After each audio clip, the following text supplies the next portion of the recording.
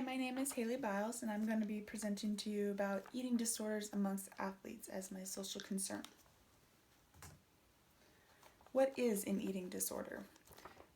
Having taken an abnormal psychology class, I was able to come up with an overall general definition of an eating disorder, which is a psychological disturbance characterized by unusual eating habits. It's common amongst college students, but mainly common amongst high-level athletes. There's a couple very common eating disorders that I wanted to talk about first that are amongst both men and women. Bulimia is prevalent in 90% of the cases, being female. It includes binge eating and purging, self-induced vomiting, and laxatives makes them feel that they are losing weight. It's not effective, but that is what makes the individuals think it is. Oftentimes they feel guilty about what they are eating. They will run excessively and put food restrictions on their daily diets. Psychological factors are their concern of their overall body shape and weight. It can oftentimes cause mood and anxiety disorders. Again, the onset starts early on in adolescent years and continues on in college. Anorexia. The majority, again, are women that are white, middle class. They are focusing more on their perfectionism, their perfect image, usually portrayed by the media. They have a very low diet. They keep it very strict. Sometimes they will miss meals because they feel like they are overeating. This is the one eating disorder that can cause some serious organ failures, as well as have the highest death rates, unfortunately. And then I wanted to show you a video that will kind of demonstrate.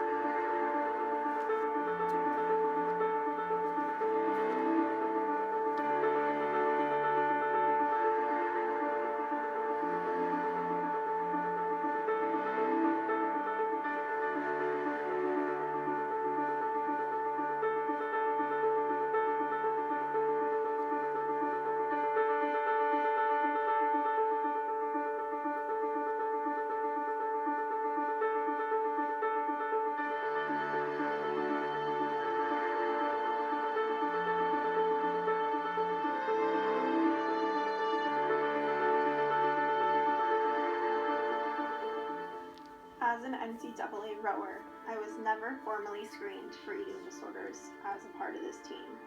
In fact, as a sport in which you typically weigh in to make certain weight cutoffs, I would say that there was a lack of resources in screening. I knew a few people on my team who had full-fledged eating disorders related to our sport.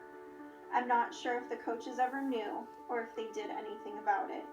I personally unhealthily lost weight to make a lightweight national team my last year, and no one sat down to talk to me about how to lose the weight in a responsible fashion, or to even ask how I was dropping the pounds. There was just pressure that I would make the cutoff, and how I did it seemed to be my problem.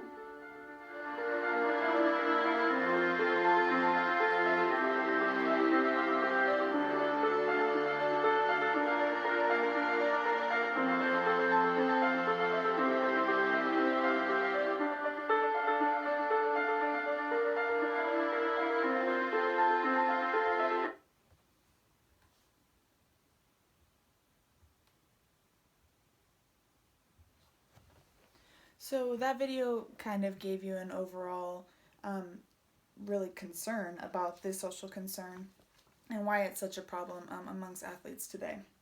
I have some examples here from specific Olympic athletes. The first, Dotsie Bosch, is an Olympic cyclist.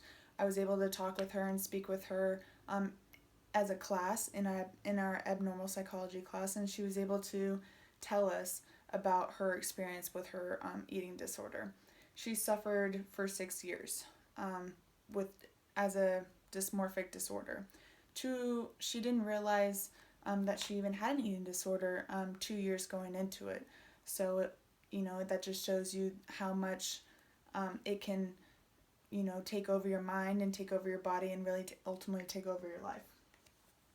Shawn Johnson, this is Dotsie right here. Shawn Johnson is a gymnast. Everyone knows she's a gymnast. She needed to meet weight requirements, and she just came out saying that she suffered from disordered eating. So it can really overtake Olympians' lives, and it can ultimately take over college lives too.